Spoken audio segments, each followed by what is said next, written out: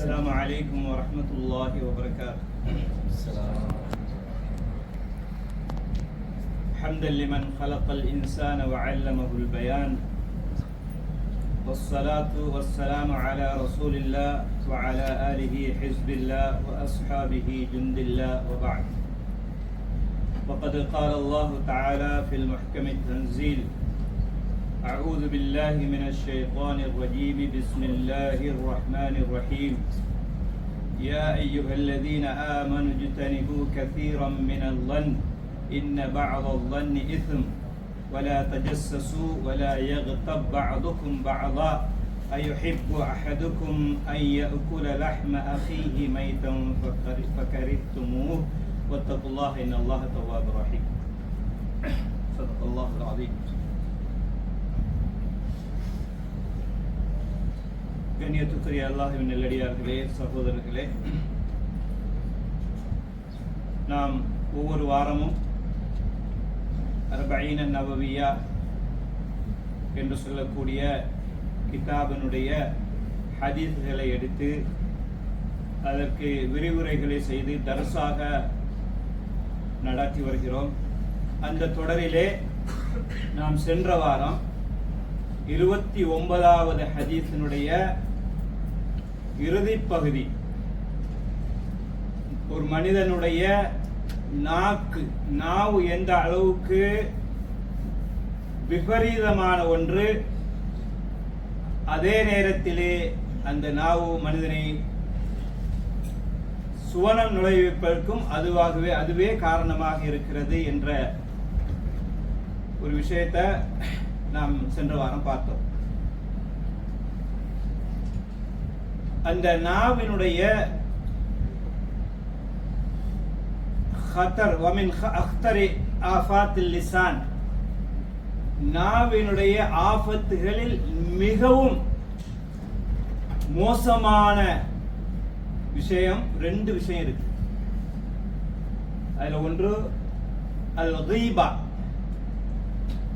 கீபாண்டா புறம் பேசுதல்.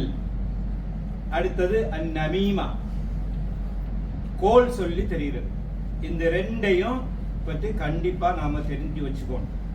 ஏன்னா எமது இஸ்லாமிய சமுதாயத்துக்கு மத்தியிலே அது மிகவும் ஆழமாக புரையோடி கிடக்கிறது. எது? அல் கீபத்து வன் நமீமத்து என்று சொல்லக்கூடிய புறம் பேசுதல், கோல் சொல்லி தெரிதல். அதனுடைய ஆபத்து எந்த அளவுக்கு விபரீதமானது என்பதை புரியாமல் நமது வாழ்க்கையிலே இந்த ரெண்டும் இரண்டரை கலந்து பின்னி பிணைக்கப்பட்டு இருக்கிறது. அதுதானே உண்மை. சரி, நாம் பார்த்து வரக்கூடிய இந்த அர்பஈன் நவவியா என்று சொல்லக்கூடிய இந்த கிதாபை கோர்வை செய்த எழுதிய இமாம் தான் இமாம் நவவி ரஹ்மஹுல்லா. இந்த நவவி ரஹ்மஹுல்லா இந்த அல் கீபத்து வன் நமீமத் என்ற இந்த இரண்டு வார்த்தைக்கும் சொல்லுகிறார்கள்: இஅலம் அன்ன ஹாதைனில் ஹஸ்லதைனி மின் அக்பஹில் கபாயிஹி. இந்த ரெண்டு விஷயமும் மோசமானதிலே ரொம்பவும் மிக மோசமான கெட்ட செயல் என்று சொல்றாங்க. வ அக்ஸருஹா இன்திஷாரன் ஃபின்னாஸ். ஆனால் அந்த ரெண்டும் மனிதர்களுக்கு மத்தியிலே ரொம்பவும் பரந்து விரிந்து காணப்படுதுன்னு சொல்றாங்க. ஹத்தா மா யஸ்லமு மின்ஹா இல்லல் கலீல் மினன் நாஸ். அதுல ஒரு சில நபர்கள் மாத்திரம்தான் அந்த ரெண்டு ஆபத்தான கீபத்து நமீமத்து என்ற அந்த மிக மோசமான பழக்கத்திலிருந்து விடுபட்டிருக்கிறாங்க. அதிகமானவர்கள் அதுல சிக்குண்டு போய்க்கிறாங்க. பேசக்கூடியதை நியாயப்படுத்தி அது சரிதான் என்று சொல்லக்கூடிய அளவுக்கு நமது சமுதாயத்திலே அது புரையோடி கிடக்கிறது. சரியா? அப்ப நாம அல் கீபத் என்றால் என்ன, நமீமா என்றால் என்ன என்கிறது முதலாவது புரிஞ்சுக்கோ. அல்லாஹ் சுப்ஹானஹு வ தஆலா அவனது திருமறையிலே ஒரு நீண்ட ஆயத்திலே சொல்லி வரும் பொழுது, செய்யக்கூடாத செயல்களை சொல்லி வரும் பொழுது, வலா யக்தப் பஅதுகும் பஅதா, உங்களில் சிலர் சிலரை பற்றி புறம் பேசாதீர்கள் என்று சொல்றான். சூரத்துல் ஹுஜராத்ல 12வது வசனம். சொல்லிவிட்டு ஒரு கேள்வியை கேட்கிறான் அல்லாஹ். எப்படி கேள்வின்னா, அயுஹிப்பு அஹதுக்கும் அன் யஅகுல லஹ்ம அஹீஹி மைதா. அந்த புறம் பேசுறதுடைய ஆபத்தை அல்லாஹ் விளங்கப்படுத்துறதுக்கு எப்படி சொல்றான்டா, அயுஹிப்பு அஹதுக்கும் அன் யஅகுல லஹ்ம அஹீஹி மைதா. உங்களுடைய சகோதரர் ஒருவர் மரணித்த நிலையிலே அவருடைய மாமிசத்தை நீங்க சாப்பிடுவதற்கு விரும்புவீர்களா என்று கேட்கிறான். அப்ப நம்ம புறம் பேசுறது செத்த புணத்தை சாப்பிடுறதுக்கு சமம். சாப்பிடுறதாக அல்லாஹ் தஆலா குர்ஆன்ல சொல்றான். நீங்க சாப்பிடுவீங்களா? ஆக நீங்கள் புறம் பேசாதீர்கள் என்று அந்த வசனத்துடைய இறுதியிலே ஃபக்கரிஹ்துமு என்று அல்லாஹ் சொல்றான். கேள்வி கேட்டுட்டு நிச்சயமாக நீங்க சாப்பிட மாட்டீங்க. ஃபக்கரிஹ்துமு, நீங்கள் உள்ளத்தாலும் உள்ரங்கத்திலும் வெளிரங்கத்திலும் அதை வெறுப்பீர்கள். யார் சாப்பிடுவான்? ஒரு சகோதரனுடைய அவன் மரணித்த நிலையில அவனுடைய மாமிசத்தை சாப்பிட முடியுமா? அதை விட மோசமானது எது? புறம் பேசுறது. சரியா? அல்லாஹ் திருமறையில் சொல்றான். இதுக்கு குர்துபி இமாம் இந்த ஆயத்துக்கு தஃப்சீர் எழுதும்போது சொல்லுகிறார்கள், அன்னல் கீபத மினல் கபாயிர். கீபத் புறம் பேசுவது மினல் கபாயிர். கபாயிர்னா என்ன? பெரும்பாவம். பாவத்தில் ரெண்டு, சிறுபாவம் பெரும்பாவம் இருக்குதா இல்லையா? மினல் கபாயிர், அல் கீபத்து மினல் கபாயிர். புறம் பேசுறது பெரும்பாவங்களில் ஒன்று. ஏன்? இந்த திருமறை வசனத்தை ஆதாரம் காட்டி சொல்றார். சரியா? அப்ப புறம் பேசுறது என்றால் நமக்கு மத்தியிலே அந்த புறம் பேசுறதை மூடி மொழிகி அதை நியாயப்படுத்தக்கூடிய ஒரு சமுதாயம் இருக்குது. நம்ம அதிகமானவர்கள் நான் சொல்றது சரி, நான் பேசுறது சரிதான், இருக்கிறது தானே சொல்றோம், இல்லாததையா சொல்றோம் அப்படின்னு கேள்வி கேட்கிறோமா இல்லையா? என்னப்பா புறமா பேசி தெரியுறா அப்படின்னு கேட்டது, நான் என்ன இல்லாததையா சொல்றேன், இருக்கிறது தானே சொல்றேன், நடக்கிறது தானே சொல்றேன் அப்படின்னு சொல்றோமா இல்லையா? அப்ப நபி ஸல்லல்லாஹு அலைஹி வஸல்லம் அவர்கள் இந்த புறம்ண்டா என்னன்னு சொல்லி தரான், நல்லா விளங்குறதுக்காகவே. சரியா? இந்த ஆயத்துக்கு இப்னு கஸீர் இமாம் தஃப்சீர் எழுதும் பொழுது முதலாவதாக இந்த ஹதீஸை கொண்டு வரான். யாரு? இப்னு கஸீர் இமாம்.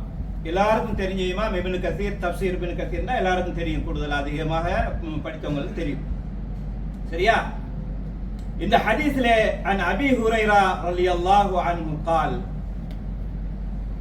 قيل يا رسول الله அப்ப الغيبة غيبத் என்றால் ذكرك اخاك بما يكره. நபி ஸல்லல்லாஹு அலைஹி வஸல்லம் சொன்னாங்க, غيبத் என்றால் உனது சகோதரனை பற்றி நீ பேசுவது பிமா யக்ரஹு, அவன் விரும்பாத விஷயத்தை அப்படின்னு. இந்த ஹதீஸ்ல அபூ ஹுரைரா ரலியல்லாஹு அன்ஹு அவர்கள் சொல்லுகிறார்கள், ரசூலுல்லாஹ்விடத்திலே கேட்கப்பட்டது மல் கீபா, புறம் பேசுறது என்றால் என்ன, அதுக்கு வரைவிலக்கணம் என்ன, what is the definition of backbiting, புறம் பேசுறது என்றால் என்ன என்று நபி ஸல்லல்லாஹு அலைஹி வஸல்லம் அவர்களிடத்திலே கேட்ட பொழுது قال ذكرك اخاك بما يكره, அப்படினா உனது சகோதரனை பற்றி பேசுறது, ஆனா அந்த விஷயத்தை உன் சகோதரன் விரும்ப மாட்டார் அப்படின்னு சொன்னார். எப்படி? ஒரு சகோதரன் விரும்பாத விஷயத்தை இன்னொருத்தர்கிட்ட பேசுறது புறம். சரியா? அப்ப நம்மகிட்ட ஒரு கேள்வி இருக்குது, எல்லாரும் கேட்கிறது, உள்ளதைத்தானே பேசுற, இருந்ததானே சொல்ற அப்படித்தானே சொல்லுவோம். அதற்கு இந்த ஹதீஸ்ல தொடர்ல நபி ஸல்லல்லாஹு அலைஹி வஸல்லம் அவர்களிடத்திலே மீண்டும் கேட்கப்பட்டது, கீழ அஃபரைத இன் கான ஃபீ அஹி மா அகூல். சரி, ஒரு சகோதரன் விரும்பாத விஷயத்தை அவரை பத்தி இன்னொரு சகோதரர்கிட்ட பேசுறது புறம். அஃபரைத இன்கான ஃபி அஹி மா அகூலு, அந்த நான் பேசுற விஷயம் அந்த நபர்கிட்ட இருக்குது, நான் இல்லாதத ஒண்ணு பேசல, இருக்கிறதான் பேசுறோம், நடந்ததைத்தான் பேசுறோம் அப்படின்னு இருந்தா நபி ஸல்லல்லாஹு அலைஹி வஸல்லம் قال இன் கான ஃபீஹி மா தகூல், நீங்க சொல்ற விஷயம் அவர்கிட்ட இருந்தால் ஃபகத் இக்தபதஹு, அப்பதான் நீங்க அவரை பத்தி புறம் பேசிட்டீங்க. கிபானா என்ன? கியாப், கைப்ண்டா மறைவான, அதாவது அந்த இடத்துல இல்லாத ஒரு விஷயம். சரியா? நாம யாரை பத்தி பேசுறோமோ அந்த நபர் அந்த இடத்துல இல்ல, அவருக்கு மறைவாக, அவருக்கு நேரம் தெரிஞ்சாதான் அவர் இல்ல ஆமா இல்லையா ஏதாவது சொல்லிடுவார்ல, அப்ப அவருக்கு தெரியாம நம்ம என்ன விஷயம் செய்யறோம், பேசுறோம், அதுதான் ஃபக்கத் இக்தபதஹு, அதுதான் புறம். அது அவர்கிட்ட இருந்தாலும் சரி இல்லாம இட்டாலும் சரி, அதுதான் என்னது? புறம். சொல்லிவிட்டு சொன்னார்கள் வ இல்லம் யகுன் ஃபீஹி, நீங்க பேசுற விஷயம் அவர்கிட்ட இல்லை என்று இருந்தால், வ இல்லம் யகுன் ஃபீஹி மா தகூல் ஃபகத் பஹத்தஹு, அப்ப நீங்க என்ன செஞ்சிட்டீங்க? அவரை பத்தி அவதூறு படுதூறு சொல்லிட்டீங்க. இல்லாத ஒண்ணு சொல்றது என்னது? படுதூறு தானே. அப்ப இருக்கிறது சொல்றதுதான் புறம். அப்ப நம்ம விவாதம் என்னது? சரியா பிள்ளையா? பல ஒரு மனிதனிடத்திலே இருக்கிறதை அவருக்கு தெரியாம இன்னொரு இடத்திலே சொல்லுவது புறம். சரியா? அதே நேரத்திலே அவர்கிட்ட இல்லாத ஒண்ணு இன்னொரு இடத்துல போய் சொல்றது அபத்தம், அவதூறு, படுதூறு. சரியா? ஃபக்கத் பஹத்தஹு என்று நபி ஸல்லல்லாஹு அலைஹி வஸல்லம் அவர்கள் சொன்னார். சரி, அப்ப ஒரு மனிதனை அவர் இல்லாத இடத்துல அவரை பத்தி இன்னொரு மனிதனத்தில சொல்றது புறம். அந்த சொல்லக்கூடிய விஷயத்தை அந்த மனிதர் வெறுக்கக்கூடிய காரியமா இருந்தால் மட்டும்தான். சரியா? உதாரணமா ஒருவர், இதெல்லாம் நண்பர்கள் உறவினர்களுக்குள்ள, தெரியாதவங்களை பத்தி புறம் பேச மாட்டோம்ல, ஒன்னும் நடக்காது. இது புறம், கோல் சொல்றது, புறம் பேசுறது, அவதூறு, படுதூறு எல்லாமே யாரை பத்தி? உறவினர்கள் நண்பர்களை பத்தி தான். சரியா? தெரிஞ்சவங்களை பத்தி. அப்ப நம்ம பேசுற விஷயம் அவர் வெறுக்கக்கூடியதா இருந்தா மட்டும்தான் அது புறம். அப்படித்தானே? அப்படித்தான் இந்த ஹதீஸ் சொல்லுது. அப்ப விரும்பக்கூடிய விஷயமா இருந்தா அது புறம் இல்ல. உதாரணமா ஒரு நபர், தெரிஞ்ச ஒரு நண்பரோ உறவினரோ இன்னொரு உறவினரை ஏசி பேசி போட்டாரு, உண்மைக்கு புறம்பா, அல்லது அடிச்சு போட்டாரு, உண்மைக்கு புறம்பா. அந்த விஷயத்தை நம்ம பார்த்துக்கிட்டே இருந்து கேட்டுக்கிட்டே இருந்து நமக்கு தெரிஞ்ச ஒரு நபர், அவருக்கு தெரிஞ்ச ஒரு நபர், அவர்கிட்ட நம்ம என்ன செய்யறோம்? பேசுறோம்.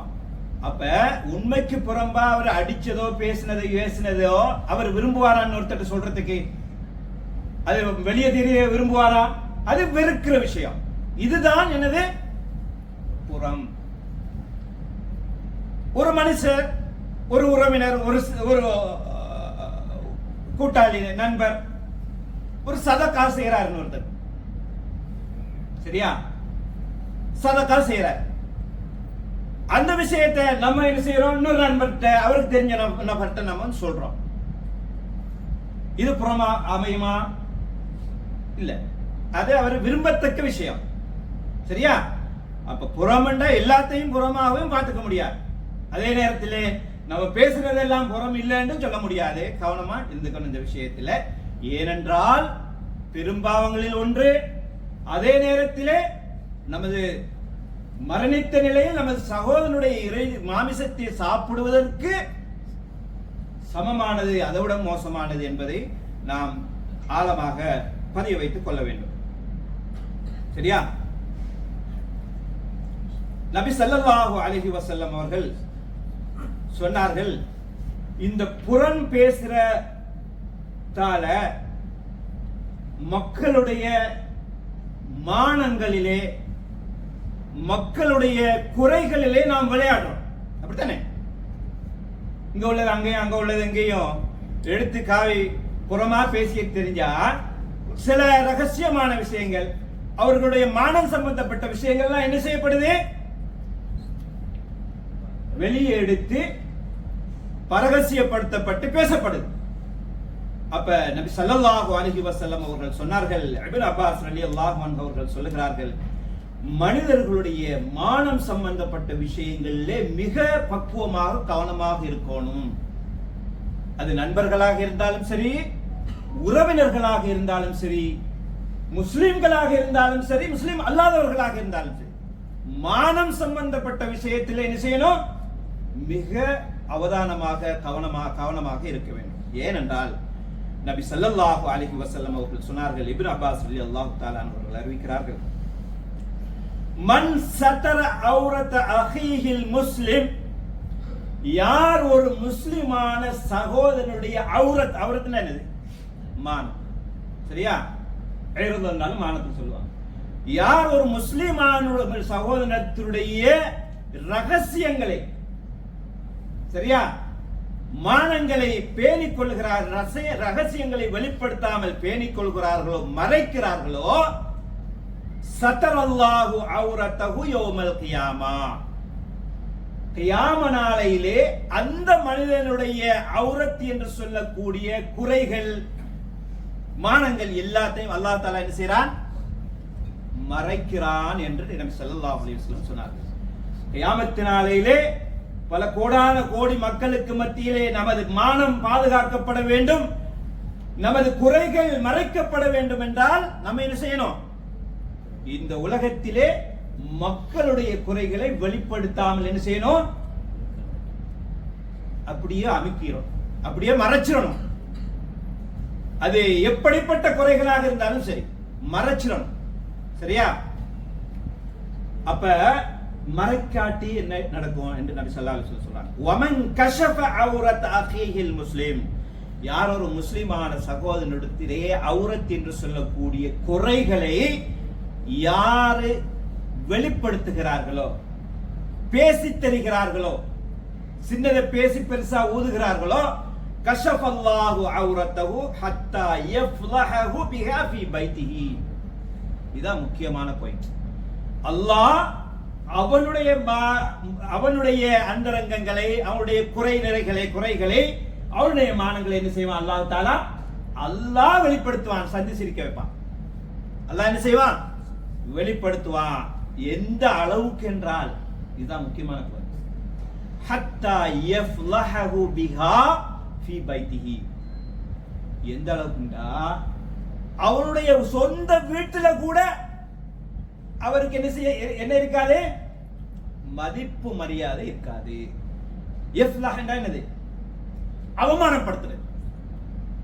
ஃபலிஹா, அல்லாஹ் என்ன செஞ்சிருவான்? அவரை சரௌண்டிங்ல இருக்கிறவங்க, சொந்த பந்தம், வீட்டுக்குள்ள இருக்கிறவங்களுக்கு மத்தியில கண்ணியம் இல்லாம ஆக்கி போடுவாங்க. நம்ம மற்றவங்களுடைய குறைகளை எடுத்து மற்றவங்கிட்ட பேசினா என்று நபி ஸல்லல்லாஹு அலைஹி வஸல்லம் அவர்கள் சொன்னார். ஹத்தா யஃப்லஹு பிஹா ஃபீ பைத்திஹி, அவருடைய வீட்டுல கூட அவருக்கு என்ன செய்யாது? மதிப்பு மரியாதை இருக்காது. ஏன்னா இவரோட வாயை தெரியும், கேட்டதை எல்லாம் பார்த்ததை எல்லாம் எல்லா இடத்துலயும் சொல்லி தெரிகிறது. எந்த வீட்டுல மதிப்பாங்களா? நண்பர்கள் மதிப்பாங்களா? உறவினர்கள் மதிப்பாங்களா? மதிக்க மாட்டாங்க. எப்பவும் இவர் இப்படித்தான் அப்படின்னு எடை போட்டுருவாங்க. ஆக வீட்டுல கூட மரியாதை இருக்காது, கண்ணியம் இருக்காது, மதிப்பு இருக்காது. எப்ப நம்ம மற்றவர்களுடைய குறைகளை எடுத்து வெளியே சொல்லி தெரிந்தால் நமக்கு வீட்டில் நமக்கு மரியாதை இருக்காது என்பதை நபி ஸல்லல்லாஹு அலைஹி வஸல்லம் அவர்கள் சொல்லி தந்திருக்கிறார். அன்பார்ந்த சகோதரர்களே, நபி ஸல்லல்லாஹு அலைஹி வஸல்லம் அவர்கள் மிஅராஜ் சென்றிருந்த பொழுது அனஸ் இப்னு மாலிக் ரலியல்லாஹு தஆலா அன்ஹு அவர்கள் அறிவிக்கிறார்கள். சொல்லக்கூடிய ஹதீஸ் அபூ தாவூதிலே வந்திருக்கிறது. லம்மா உரிஜ பி மரர்து பிகௌமின் லஹும் அல்ஃபாரும் மின் நஹாஸ். நான் மிஅராஜ் சென்றிருந்த பொழுது, மிஅராஜ் பயணம் சென்றிருந்த பொழுது ஒரு கௌமுக்கு, கொஞ்சம் மக்களுக்கு மத்தியிலே நான் சென்றேன், அவங்களுக்கு அருகாமையிலே போனேன். மரர்து பிகௌமின் லஹும் அல்ஃபாரும் மின் நஹாஸ், அவர்களுக்கு நகங்கள் இருந்தது. மின் நுஹாஸ், நுஹாஸ்னா செம்பு, சரியா, செம்பிலான நகங்கள் இருந்தது. யஹ்மிஷூன உஜூஹகும் வ சுதூரகும், அவர்களுடைய முகங்களை அவர்களுடைய செம்பிலான நகங்களால் முகங்களையும் நெஞ்சுகளையும் கிழித்துக் கொள்ளுகிறார்கள். சரியா? குல்து மன் ஹாஉலாஇ யா ஜிப்ரீல், நான் ஜிப்ரீல் அலைஹிஸ்ஸலாம் அவர்களை பார்த்து கேட்டேன், யார் இந்த மக்கள், யார் இந்த மனிதர்கள் என்று கேட்ட பொழுது, قال هؤلاء الذين يأكلون لحوم الناس, இவர்கள்தான் உலகத்திலே வாழ்ந்த காலத்திலே மக்களுடைய மாமிசத்தை உண்டவர்கள். எப்படி? இவர்கள்தான் உலகத்திலே மக்களுடைய மாமிசத்தை உண்டவர்கள். யாரு? புறம்பேசி தெரிபவர்கள். சரியா? இப்னு கஸீர் இமாம் ரஹ்மஹுல்லாஹ் அவர்கள் அந்த மேலே சொல்லி ஓதி காண்பித்த ஆயத்துக்கு தஃப்சீர் எழுதும்போது இந்த ஹதீஸ் எல்லாம் கொண்டு வராங்க. அப்போ கீபத் பேசுறது, புறம் பேசுறதுக்கு என்ன பலன்? நபி ஸல்லல்லாஹு அலைஹி வஸல்லம் அவர்கள் மிஅராஜ் சென்றிருந்த பொழுது ஒரு கூட்டத்தை பார்த்தார்கள். அவர்களுடைய நகங்கள் செம்பிலால் இருந்தது. அவர்கள் முகங்களையும் நெஞ்சுகளையும் அதனால் கிழித்துக் கொள்கிறார்கள். என்ன காரணத்தால்? உலகத்திலே வாழும் பொழுது புறம்பேசி தெரிந்த காரணத்தால். சரியா? இதை விட இதற்கு மேல வேணுமா புறம்பேசத்தினுடைய ஆபத்து? அன்பார்ந்த சகோதரர்களே, அபூதாரிலே வந்திருக்கக்கூடிய ஹதீஸ். ஆக புறம் பேசுவது என்பது நிறைய திருமறை வசனங்கள், அதே போல நபிமொழிகள் நிறைய இருக்குது இந்த புறம் பேசுவதை பற்றி. சரியா?